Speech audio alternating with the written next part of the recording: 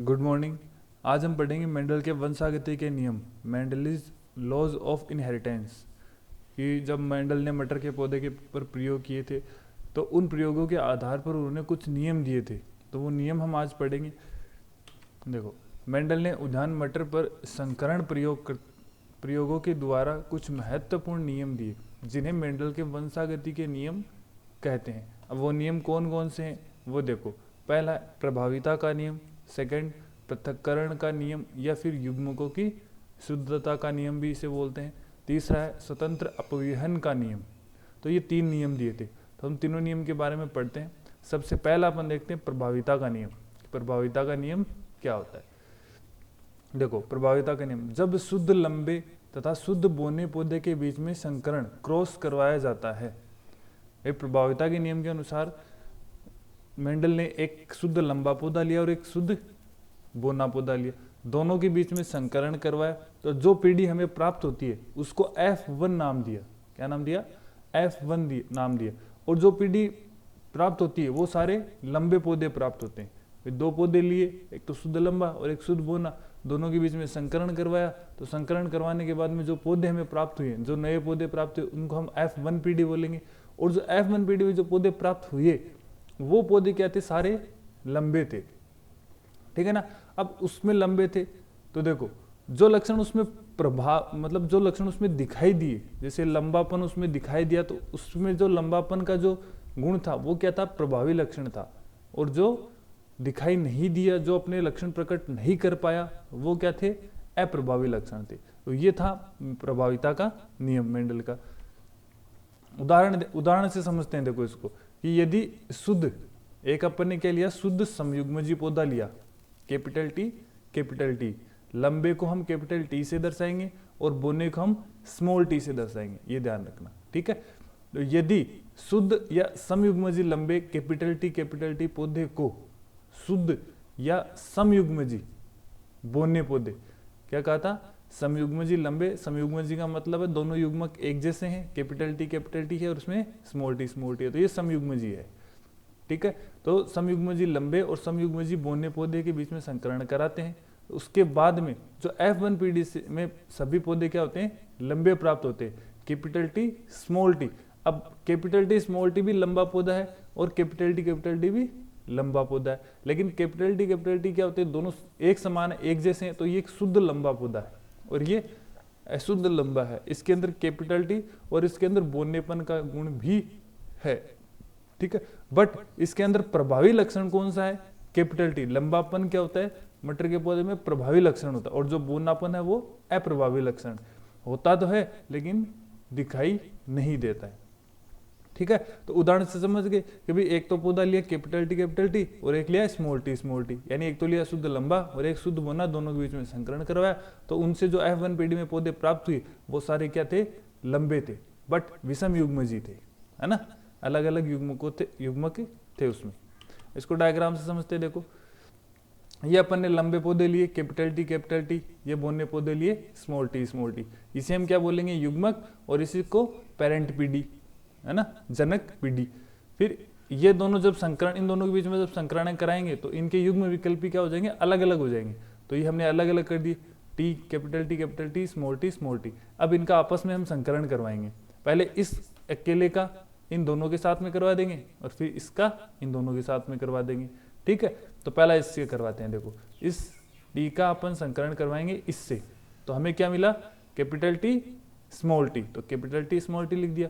फिर इसका हम इससे करवा देंगे, तो कैपिटल टी स्मॉल टी। फिर इसका हम इससे करवा देंगे, तो कैपिटल टी स्मॉल टी। इसका हम इससे करवा देंगे, कैपिटल टी स्मॉल टी। तो सारे क्या हुए? लंबे पौधे प्राप्त हुए। 100% विषम युग्मजी लंबे पौधे प्राप्त हुई। ये जो पीढ़ी हमें प्राप्त हुई, इन पीढ़ी को हम बोलते हैं F1 पीढ़ी, ठीक है। तो ये तो था प्रभाविता का नियम। दूसरा हम बात करते हैं पृथक्करण का नियम या फिर युग्मकों की शुद्धता का नियम, ठीक है। अब इसको समझने की कोशिश करो। देखो, जब हमने प्रभाविता का नियम पढ़ा था, जब उसमें हमने क्या लिया था? दो पौधे लिए थे, एक तो शुद्ध लंबा और एक शुद्ध बोना, दो पौधे लिए थे, दोनों के बीच में संकरण करवाया था। तो संकरण करवाने के बाद में जो पौधे में प्राप्त हुए थे वो क्या थे? सारे विषम युग्मजी लंबे पौधे थे, है ना।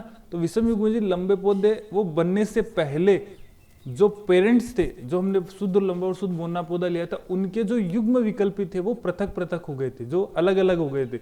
अलग अलग होने के बाद में वो एक दूसरे के युग्मक में चले गए थे। देखो यहां देखो, ये दोनों युग्मक अलग अलग हुए यहाँ पर, है ना। अब ये क्या हुए, यहाँ पर अलग होने के बाद में एक दूसरे युग्मक में चले गए थे, एक दूसरे के युग्मक में चले गए थे। तो ये क्या था, यही पृथक्करण का नियम है। ठीक है, दोबारा देखो, इस नियम के अनुसार F1PD के विषम युग्मजी से युग्मक बनते समय, F1PD में विषम युग्मजी से युग्मक बनते समय दोनों युग्म विकल्पी एक दूसरे से पृथक होकर अलग अलग युग्मकों में चले जाते हैं, अतः इसे पृथक्करण का नियम या विसंयोजन का नियम कहते हैं। तथा प्रत्येक युग्मक में एक लक्षण के लिए एक युग्म विकल्पी पाया जाता है। तो मैंने बोला था कि कैपिटल टी स्मॉल टी, तो कैपिटल टी लंबेपन को दर्शाएगा और स्मॉल टी बोनेपन, सॉरी हाँ, स्मॉल टी लंबेपन को, बोनेपन को दर्शाएगा। तो दोनों युग्म विकल्पी क्या होते हैं, एक एक लक्षण को धारण करते हैं। ठीक है ना, अतः इसे युग्मकों की शुद्धता का नियम भी कहते हैं। एक युग्मक एक ही लक्षण को धारण करेगा, इसलिए इसको क्या कहते हैं, युग्मकों की शुद्धता का नियम भी कहते हैं। डायग्राम से इसको भी समझते हैं। देखो प्रथम पीढ़ी में हमने लिया था कैपिटल टी स्मॉल टी, तो हमें प्राप्त क्या हुआ था, विषम युग्मजी लंबे F1 पीढ़ी में। ठीक है ना, तो अब एक तो F1 पीढ़ी का हम नर ले लेंगे और एक मादा ले लेंगे, तो ये मादा युग्मक हो गया, ये मादा युग्मक और ये नर युग्मक, दोनों के युग्म अलग अलग हुए। ठीक है, अलग अलग होने के बाद में इनके बीच में संकरण करवा दिया, तो हमें क्या प्राप्त हुआ, देखो इसका इससे करवाएंगे तो सबसे पहले स्मॉल कैपिटल टी प्राप्त हुआ, फिर इसका इससे करवा देंगे तो कैपिटल टी स्मॉल टी, फिर इसका हम इससे करवाएंगे कैपिटल टी स्मॉल टी, इसका इससे करवाएंगे तो स्मॉल टी, ये F2PD कहलाएगी, है ना। F1 PD के बीच में संकरण करवाएंगे तो F2 PD प्राप्त होगी। अब इसका लक्षण प्ररूप देखते हैं। लक्षण प्ररूप, जीन प्ररूप, मैंने पहले शब्दावली में बताया था कि लक्षण प्ररूप क्या होता है, जीन प्ररूप क्या होता है। लक्षण प्ररूप जो बाहर से अपने को देखने से लक्षण जो दिखाई दे रहे हैं वो लक्षण प्ररूप होते हैं, और जो जीनी होते हैं, जो उसके अंदर होते हैं, अंदर के जो लक्षण होते हैं वो जीन प्ररूप में आते हैं। तो अपन पहला बात करते हैं लक्षण प्ररूप की। तो लक्षण प्ररूप में हम ये देखेंगे कि कितने पौधे लंबे हैं और कितने बोने पौधे हैं। तो देखो ये लंबा है ना, ये भी लंबा है क्योंकि इसमें कैपिटल टी प्रभावी है और इसमें भी कैपिटल टी प्रभावी। तो 1 2 3 पौधे लंबे हो गए और ये एक पौधा क्या हुआ, बोना हुआ। तो 3:1। लक्षण प्ररूप अनुपात क्या हुआ, 3:1। जीन प्ररूप अनुपात क्या होगा, देखो ये। अब देखो, अब हम शुद्ध लंबा और शुद्ध बोना भी देखेंगे, शुद्ध लंबा और अशुद्ध लंबा भी देखेंगे, और शुद्ध बोना और अशुद्ध बोना भी देखेंगे। तो इसके अंदर देखो शुद्ध लंबा कौन सा है, कितने हैं शुद्ध लंबे, तो 1 है, ये रहा, है ना, तो 1 लिख दिया। फिर अशुद्ध लंबे देखो, अशुद्ध लंबे 1 ये रहा और 1 ये रहा, तो ये 2 अशुद्ध लंबे हो गए। फिर उसके बाद में एक हो गया आपका शुद्ध बोना, तो ये तो कितने हो गए, एक तो लंबा, एक तो शुद्ध लंबा, 2 अशुद्ध लंबे और 1 शुद्ध बोना, तो 1:2:1, ये हो गया जीन प्ररूप। ठीक है, ये था आपका पृथक्करण का नियम। अब पृथक्करण के नियम के अंदर एक और है संकर पूर्वज संकरण। अब इसमें क्या होगा, देखो जब F1PD, यदि F1PD TT के पौधे का संकरण दोनों जनकों, अब हम क्या करवाएंगे भाई, हमने 2 जनक लिए थे, एक तो शुद्ध लंबा और शुद्ध बोना लिया था सबसे पहले, ठीक है ना, उनके बीच में क्रॉस करवाया था तो कैपिटल टी स्मॉल टी हमें मिला था, F1PD मिली थी। अब F1PD जो प्राप्त हुई है उनका संकरण उनके जनक से करवाएंगे हम, उनका संकरण किससे करवाएंगे हम, जनक से। इसका मतलब ये है कि कैपिटल टी स्मॉल टी का संकरण स्मॉल टी कैपिटल टी और स्मॉल टी से करवाएंगे, उसे ही हम क्या बोलते हैं, संकर पूर्व संकरण कहते हैं। ये 2 प्रकार के होते हैं। पहला होता है बाह्य संकरण, तो अपन बाह्य संकरण देखते हैं। बाह्य संकरण में क्या होता है, वह संकरण जिसमें F1PD के पादप कैपिटल टी स्मॉल टी का संकरण अपने प्रभावी जनक कैपिटल टी से करवाया जाता है। बाह्य संकरण कौन सा होता है कि कैपिटल टी स्मॉल टी का संकरण कैपिटल टी से करवाया जाता है, इसे बाह्य संकरण कहते हैं, है ना।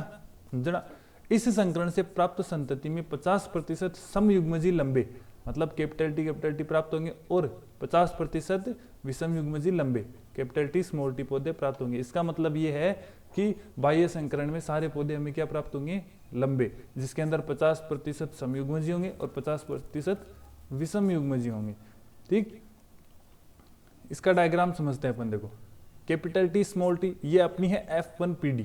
क्या है? F1PD का एक पौधा है, और ये है जनक, प्रभावी जनक।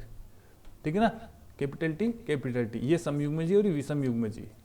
ठीक है, अब इनके दोनों युग्मक अलग अलग हुए, इसके भी अलग अलग हुए, फिर इनके बीच में संकरण करवा देंगे। देखो कैपिटल टी स्मॉल टी है तो कैपिटल टी स्मॉल टी, फिर स्मॉल टी कैपिटल टी है तो कैपिटल टी। इसका सबसे पहले हम करवाएंगे इससे संकरण, तो कैपिटल टी हो गया। फिर इसका हम इससे करवाएंगे तो फिर कैपिटल टी हो गया। इसका हम इससे करवा देंगे तो कैपिटल टी स्मॉल टी हो गया। इसका हम इससे करवा देंगे कैपिटल टी स्मॉल टी।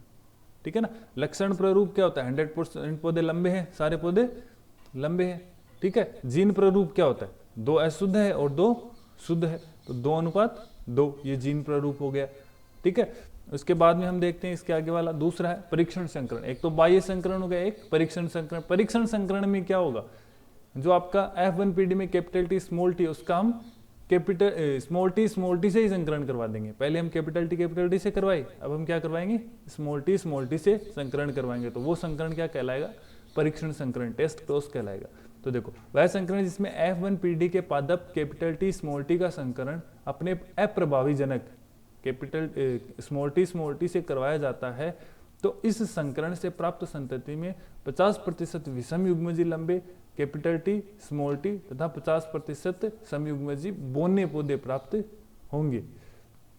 ठीक है, तो हम डायग्राम से समझते हैं। देखो ये अपनी F1PD है, ये अप्रभावी जनक है, वो प्रभावी जनक था, यानी वो लक्षण दिखाई देते हैं, ये दिखाई नहीं देते। ठीक है, विषम युग्मजी है, ये समयुग्मजी है, दोनों के युग्मक अलग अलग हुए। देखो कैपिटल टी स्मॉल टी। ठीक है, इसका हम सबसे पहले इससे करवा देंगे तो कैपिटल टी स्मॉल टी, फिर इसका हम इससे करवा देंगे तो ये कैपिटल टी स्मॉल टी, फिर इसका हम इससे करवा देंगे तो स्मॉल टी, फिर इसका हम इससे करवा देंगे तो स्मॉल टी। तो 2 तो पौधे लंबे प्राप्त हुए और 2 बोने प्राप्त हुए। तो लक्षण प्रारूप इसका क्या होगा? 2:2, और जीन प्रारूप भी क्या होगा? 2:2, क्योंकि 2 शुद्ध है, 2 अशुद्ध लंबे है और 2 शुद्ध बोने हैं। ठीक है, तो ये आपका परीक्षण संकरण हुआ पूरा। तो अब एक नियम बचा है, वो हम अगले वीडियो में पढ़ेंगे। ठीक है ना, ये अगर समझ में नहीं आता है, कहीं पे कुछ रह गया हो तो आप पूछ लेना। ठीक है, ओके, थैंक यू।